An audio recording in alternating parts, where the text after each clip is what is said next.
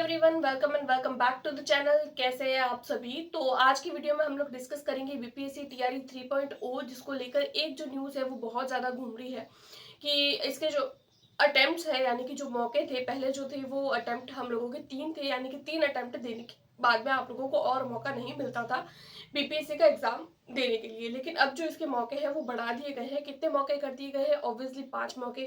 इसको लेकर हम लोग बात करेंगे। आप लोगों के जो टीआरई 4 और 5 होने वाला है उसके फॉर्म फिल कब होंगे, ये न्यूज कितनी हद तक सही है कि टीआरई 4 एंड टीआरई 5 आएगी, इस पर चर्चा करेंगे। और एस्टेट के रिजल्ट, 3 टॉपिक आज की वीडियो में मैं आप लोगों को क्लियर करने वाली हूँ। क्योंकि बहुत सारे कमेंट्स मुझे, जब मैंने इसको लेकर लास्ट टाइम वीडियो बनाई थी तो मुझे 3 से 4 कमेंट्स इसको लेकर ही देखने को मिले।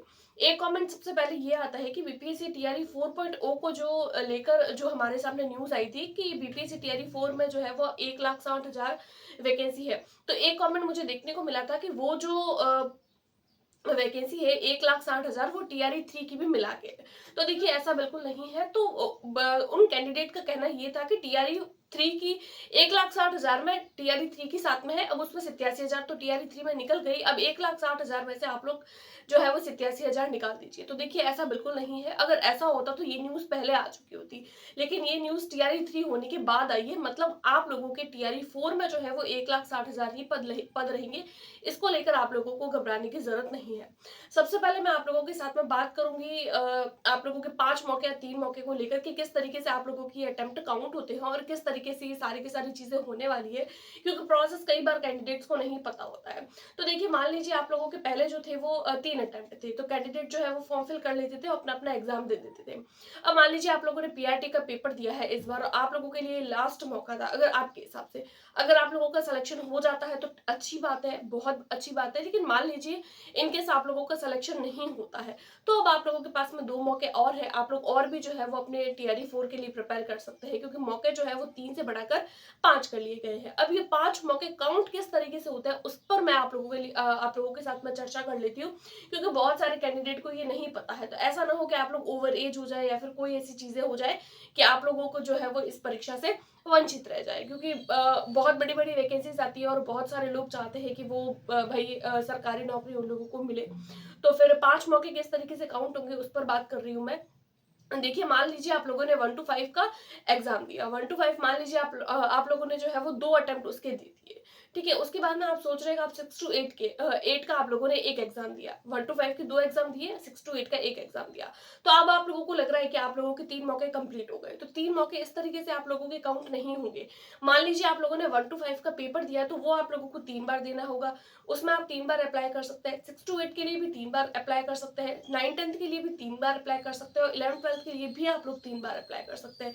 यानी कि कोई भी एक फील्ड के लिए आप लोग 3 अप्लाई कर सकते हैं। अब मान लीजिए आप लोगों ने 3 बार दे दिया 6 to 8 का पेपर, लेकिन आप लोगों का इन केस नहीं होता है। अब तो हालांकि मौके बढ़ा के 5 कर दिए गए हैं। मान लीजिए आप लोगों ने 6 to 8 का पेपर दिया और आप लोगों के 3 मौके जो है वो कंप्लीट हो चुके हैं। तो अब आप लोगों को 2 मौके और मिलेंगे। 2 मौके अब आप लोग 6 to 8 के लिए और दे सकते हैं। 6 to 8 के लिए 2 मौके आप लोगों को और मिलेंगे। उसके अलावा भी आप लोगों को मौका मिलेगा अगर आप लोग 1 to 5 के लिए देना चाहते हैं, 9 10th के लिए देना चाहते हैं, 11 12th के लिए देना चाहते हैं। तो किस तरीके से ये काउंट होते हैं वो आई थिंक आप लोगों के डाउट क्लियर हो गए होंगे। तो बहुत सारे मौके हैं, यानी कि एक पर्टिकुलर फील्ड में आप लोगों को 3 मौके तो हटा दिए, 5 मौके। एक पर्टिकुलर फील्ड में आप लोगों को 5 मौके मिलेंगे। तो ये 5 मौके को लेकर जो है वो बहुत ज्यादा जो है वो कमेंट्स आ रहे थे। और थोड़े दिन पहले मैंने इसको लेकर वीडियो बनाई थी कि ये बात कंफर्म हो चुकी है कि इसको लेकर जो है वो 5 मौके कर लिए गए हैं। तब जो है वो कैंडिडेट को शायद से बिलीव नहीं हो रहा था कि नहीं किए गए हैं। और आज जो है वो हमारे पास में न्यूज़पेपर में भी आ चुका है और न्यूज़पेपर की न्यूज़ ऑब्वियसली ऑथेंटिक होती है। तो 5 मौके आप लोगों के कर लिए गए हैं। तो ऐसे कैंडिडेट जिनके इस बार नहीं हो रहा है ना और उन लोगों की 3 अटेम्प्ट जो है वो कंप्लीट हो चुके हैं, तो वो अपने नेक्स्ट जो है वो बीपीएससी टीआरई 4 के लिए अप्लाई कर सकते हैं।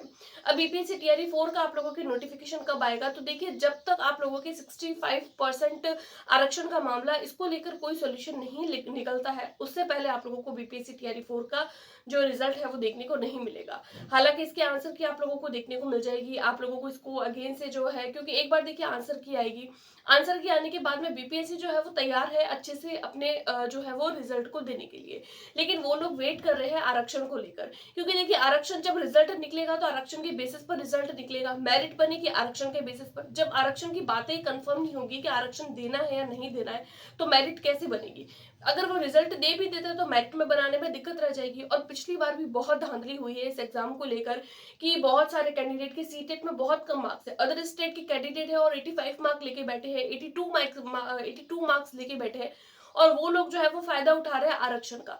तो पिछली बार भी टीआरई 1 एंड टीआरई 2 को लेकर भी है वो बहुत ज्यादा धांधली हुई थी। तो इस बार बीपीएससी चाह रहा है कि इस तरीके की कोई गड़बड़ न हो, कुछ भी हो तो वो पारदर्शिता के साथ हो, क्योंकि पेपर पहले एक बार लीक हो चुका है। अब गवर्नमेंट नहीं चाहती है कि अगेन से पेपर लीक तो हालांकि इस बार नहीं हुआ है, लेकिन और किसी भी तरीके की धांधली बीपीएससी इस बार नहीं चाहता है। तो वो चाहता है कि इस बार कोई भी अगर काम होता है बीपीएससी टीआरई 3 को लेकर तो वो सारा का सारा एक परफेक्ट पारदर्शिता के साथ में कार्य होना चाहिए। तो इसके लिए वो वेट कर रहे हैं पटना हाईकोर्ट का कि जब जो है वो 50% या फिर 60% जो भी कोर्ट का फैसला होगा उसके बाद में जो है वो ये रिजल्ट अपना डिक्लेयर करेंगे, और होप सो कि ये जो है वो अपना 65% मामला जल्दी से जो है वो फ्री कर देंगे, निपटा देंगे, और आप लोगों को जल्दी ही, यानी कि जुलाई में अगर एग्जाम हुआ है तो विद इन वन मंथ के अंदर अंदर आप लोगों को इसका रिजल्ट देखने को मिल जाएगा। तो रिजल्ट तो आप लोगों को इसका जल्दी ही देखने को मिल जाएगा, इसको लेकर घबराने की जरूरत नहीं है। अगर आप लोगों को लगता है ना, क्योंकि देखिए आप लोगों ने अपने अपने आंसर की तो चेक कर ली होगी, आंसर की चेक करने के बाद में आप लोगों को लग रहा है अगर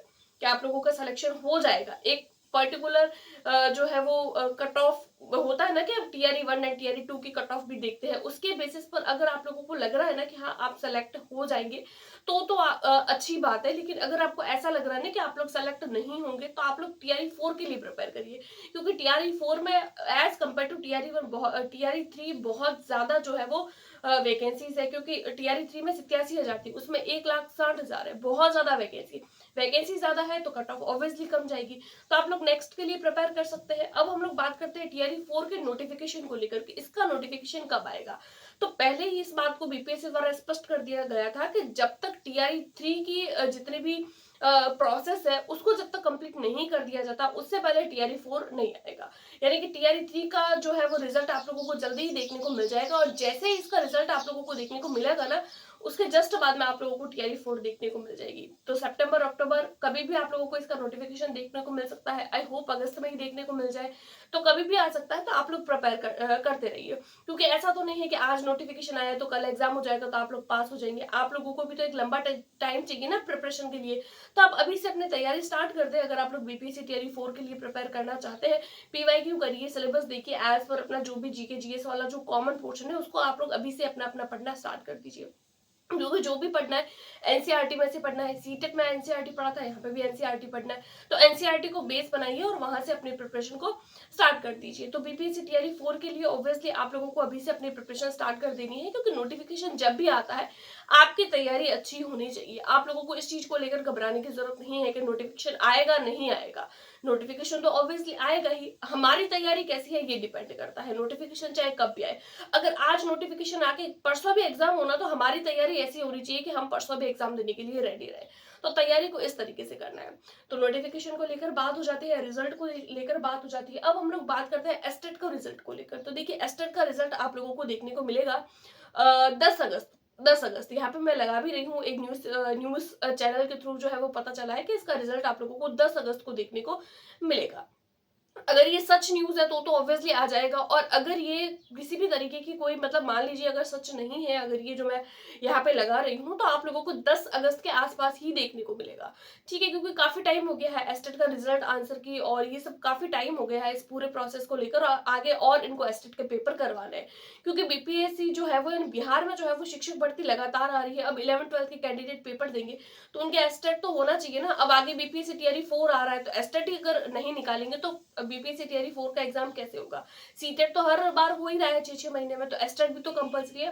तो एस्टेट भी देखने को मिलेगा और उसका रिजल्ट भी देखने को मिलेगा, और सारा प्रोसेस टाइमली होगा। कुछ भी आगे पीछे कोई भी तरीके की गड़बड़ आप लोगों को नहीं देखने को मिलेगी।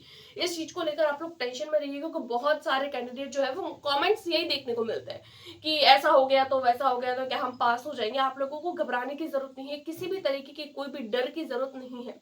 जो भी होगा प्रोसेस सबके लिए सेम होगा, हमारे अकेलों के लिए तो तो वो प्रोसेस नहीं है कि पेपर आउट हो गया तो सिर्फ हमारे अकेलों के लिए, तो हम डरते हैं, हम क्यों डरे, सबके लिए है वो वाला प्रोसेस, सबके लिए, राइट। उसके अलावा अगर रिजल्ट में डिले हो रहा है तो वो रिजल्ट सब सारे कैंडिडेट्स के लिए डिले हो रहा है, हमारे अकेलों के लिए तो नहीं हो रहा है।